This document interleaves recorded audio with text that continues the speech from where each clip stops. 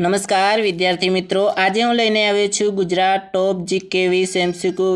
विद्यार्थी मित्रों, तो अपनी चेनल लस्सू गुजराती में तमारुं हार्दिक स्वागत है। विद्यार्थी मित्रों, वधारे समय न लेता આપણે શરૂઆત પ્રશ્ન નંબર 1 થી કરીશું। વિદ્યાર્થી મિત્રો, તાજેતરમાં જ ગુજરાતનો 34મો જિલ્લો કયો બન્યો છે? વિદ્યાર્થી મિત્રો, તાજેતરમાં ગુજરાતનો નવો જિલ્લો કયો બન્યો છે? વિદ્યાર્થી મિત્રો, ઓપ્શન ડી આપણો જવાબ છે વાવ થરાદ। વિદ્યાર્થી મિત્રો, કયો જિલ્લો છે? વાવ થરાદ છે। આગળ નેક્સ્ટ પ્રશ્નની વાત કરીએ તો વિદ્યાર્થી મિત્રો, બીજા નંબરનો પ્રશ્ન છે નવા વાવ થરાદ જિલ્લાની જાહેરાત ક્યારે કરવામાં આવી હતી? વિદ્યાર્થી મિત્રો, ક્યારે કરવામાં આવી હતી? 1 જાન્યુઆરી 2025ના રોજ કરવામાં આવી હતી। ઓપ્શન બી આપણો જવાબ છે વિદ્યાર્થી મિત્રો। હવે વાત કરીએ આગળના પ્રશ્નની વિદ્યાર્થી મિત્રો, તો ત્રીજા નંબરનો પ્રશ્ન છે વાવ થરાદ જિલ્લાને કયા જિલ્લામાંથી બનાવવામાં આવ્યો છે? વાવ થરાદ જિલ્લાને કયા જિલ્લામાંથી બનાવવામાં આવ્યો છે? વિદ્યાર્થી મિત્રો, તો ત્રીજા નંબરનો પ્રશ્ન છે એનો જવાબ છે ઓપ્શન બી છે, બનાસકાંઠા જિલ્લામાંથી બનાવવામાં આવ્યો છે। વિદ્યાર્થી મિત્રો, કયા જિલ્લામાંથી બનાવવામાં છે? બનાસકાંઠા જિલ્લામાંથી। વિદ્યાર્થી મિત્રો, હવે વાત કરીએ પ્રશ્ન નંબર 4ની, તો કયા મુખ્યમંત્રીના સમયગાળામાં ગુજરાતનો 34મો જિલ્લો વાવ થરાદ બનાવવામાં આવ્યો? તો કયો જિલ્લો કયા મુખ્યમંત્રીના સમયગાળામાં બનાવવામાં આવ્યો? તો ભૂપેન્દ્ર પટેલના। વિદ્યાર્થી મિત્રો, ઓપ્શન સી આપણો જવાબ છે ભૂપેન્દ્ર પટેલ। વિદ્યાર્થી મિત્રો, હવે વાત કરીએ પ્રશ્ન નંબર 5ની વિદ્યાર્થી મિત્રો, તો વાવ થરાદ જિલ્લાનું મુખ્ય મથક કયું રાખવામાં આવ્યું છે? વિદ્યાર્થી મિત્રો, વાવ થરાદ જિલ્લાનું મુખ્ય મથક કયું રાખવામાં આવ્યું છે ઓપ્શન સી આપણો જવાબ છે થરાદ। વિદ્યાર્થી મિત્રો, તો છે થરાદ। વાવ થરાદ જિલ્લાનું મુખ્ય મથક કયું રાખવામાં આવ્યું છે? થરાદ રાખવામાં આવ્યું છે। વિદ્યાર્થી મિત્રો, હવે વાત કરીએ આગળના પ્રશ્નની વિદ્યાર્થી મિત્રો, 6થા નંબરનો પ્રશ્ન છે વાવ થરાદ જિલ્લામાં કેટલા તાલુકા આવેલા છે? વિદ્યાર્થી મિત્રો, વાવ થરાદ જિલ્લામાં કેટલા તાલુકા આવેલા છે? કુલ 8 તાલુકા આવેલા છે। વિદ્યાર્થી મિત્રો, કેટલા તાલુકા આવેલા છે? 8 તાલુકા આવેલા છે। ઓપ્શન ડી આપણો જવાબ છે। વિદ્યાર્થી મિત્રો, હવે વાત કરીએ આગળના પ્રશ્ન 7મા નંબરનો છે નીચેનામાંથી કયો તાલુકો વાવ થરાદ જિલ્લામાં આવેલો નથી? વિદ્યાર્થી મિત્રો, કયો વાવ થરાદ જિલ્લામાં નથી આવેલો? ઓપ્શન ડી આપણો જવાબ છે વિદ્યાર્થી મિત્રો, દાતા। કયો તાલુકો છે? દાતા તાલુકો છે। વિદ્યાર્થી મિત્રો, કયો તાલુકો છે?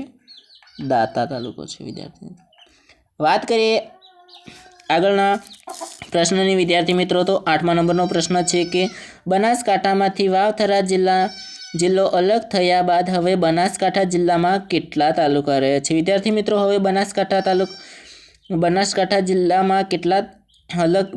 જિલ્લો અલગ થયા બાદ તો હવે બનાસકાંઠા જિલ્લામાં કેટલા તાલુકા રહ્યા છે? વિદ્યાર્થી મિત્રો, કેટલા તાલુકા રહ્યા છે? 6 તાલુકા રહ્યા છે। કેટલા છે વિદ્યાર્થી મિત્રો?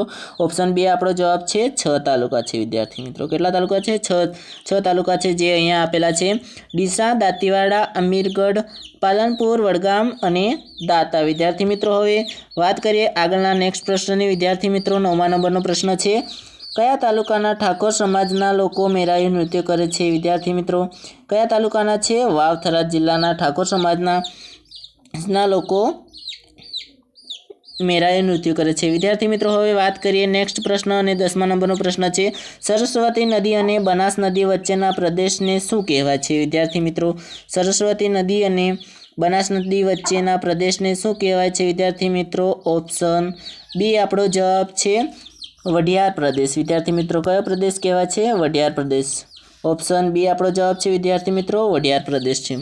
હવે વાત કરીએ વિદ્યાર્થી મિત્રો આગળના પ્રશ્નની, તો 11મા નંબરનો પ્રશ્ન છે વિદ્યાર્થી મિત્રો, સીપુ નદી પર સીપુ બાંધ કયા તાલુકામાં આવેલો છે? વિદ્યાર્થી મિત્રો, સીપુ નદી પર સીપુ બાંધ કયા તાલુકામાં આવેલો છે? વિદ્યાર્થી મિત્રો, ઓપ્શન બી આપણો જવાબ છે ધાનેરામાં। કયા છે વિદ્યાર્થી મિત્રો? ધાનેરામાં। બી આપણો જવાબ છે, ઓપ્શન બી આપણો જવાબ છે વિદ્યાર્થી મિત્રો। હવે વાત કરીએ વિદ્યાર્થી મિત્રો આગળના પ્રશ્નનો 12મા નંબરનો પ્રશ્ન છે વિદ્યાર્થી મિત્રો, નળેશ્વરી માતાનું પ્રસિદ્ધ મંદિર ક્યાં આવેલું છે? વિદ્યાર્થી મિત્રો, નળેશ્વરી માતાનું પ્રસિદ્ધ મંદિર ક્યાં આવેલું છે? વાવ તાલુકામાં આવેલું છે। વિદ્યાર્થી મિત્રો, કયો છે? વાવ। ઓપ્શન બી આપણો જવાબ છે વિદ્યાર્થી મિત્રો, વાવ છે। હવે વિદ્યાર્થી મિત્રો વાત કરીએ 14મા નંબરનો પ્રશ્ન છે 1 મે 1960ના રોજ ગુજરાતમાં કેટલા જિલ્લા હતા? વિદ્યાર્થી મિત્રો, ગુજરાતમાં કેટલા જિલ્લા હતા?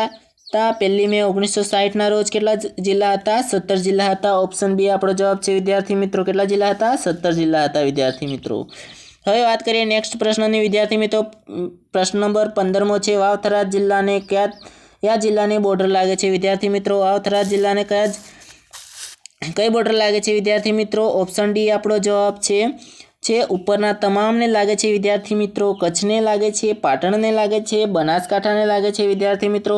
ઓપ્શન 3 3 આપણા સાચા છે વિદ્યાર્થી મિત્રો. ઉપરના તમામ લાગે છે એટલા માટે અહીંયા ઓપ્શન ડી આપણો જવાબ સાચો છે વિદ્યાર્થી મિત્રો. વાત કરીએ 16મા નંબરના પ્રશ્નની વિદ્યાર્થી મિત્રો, તો વાવ થરાદ જિલ્લાનું અંદાજિત ક્ષેત્રફળ કેટલું છે વિદ્યાર્થી મિત્રો? વાવ થરાદ જિલ્લાનું અંદાજિત ક્ષેત્રફળ કેટલું છે વિદ્યાર્થી મિત્રો? 16મા નંબરનો પ્રશ્નનો ઓપ્શન એ જવાબ છે વિદ્યાર્થી મિત્રો. કેટલું છે વિદ્યાર્થી મિત્રો?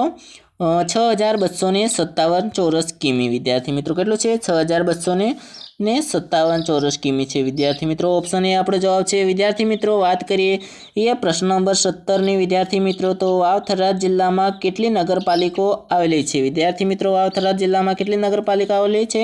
4 નગરપાલિકા આવેલી છે. કેટલી નગરપાલિકા આવેલી છે? 4.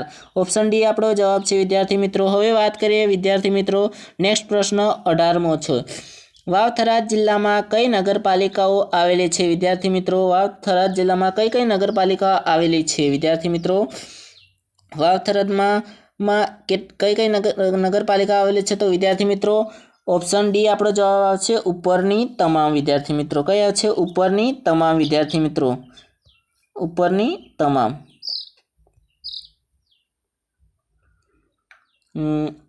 થરા, ધાનેરા, બાબર ને થરાદ વિદ્યાર્થી મિત્રો. ઉપરની 3 આવશે વિદ્યાર્થી મિત્રો. હવે વાત કરીએ નેક્સ્ટ પ્રશ્નની વિદ્યાર્થી મિત્રો, તો થરાદ પ્રાચીન સમયમાં કયા નામે ઓળખાય છે વિદ્યાર્થી મિત્રો? થરાદ પ્રાચીન સમયમાં કયા નામે ઓળખાય છે? ઉપરના તમામ નામે ઓળખાય છે વિદ્યાર્થી મિત્રો. તો ઓપ્શન ડી આપણો જવાબ છે ઉપરના તમામ છે વિદ્યાર્થી મિત્રો. થીરપુર, થીરાપરા, થીરપદ અને વિદ્યાર્થી મિત્રો થીરકર. હવે વિદ્યાર્થી મિત્રો વાત કરીએ 20મા નંબરનો પ્રશ્ન છે વિદ્યાર્થી મિત્રો, થરાદની સ્થાપના કોણે કરી હોવાનું માનવામાં આવે છે વિદ્યાર્થી મિત્રો? થરાદની સ્થાપના કોણે કરી હતી? થિરુપાલ ધરુએ કરી હતી વિદ્યાર્થી મિત્રો. કોણે કરી હતી? થિરુપાલ ધરુએ. ઓપ્શન બી આપણો જવાબ છે વિદ્યાર્થી મિત્રો. થરુપાલ ધરુએ કરી હતી વિદ્યાર્થી મિત્રો.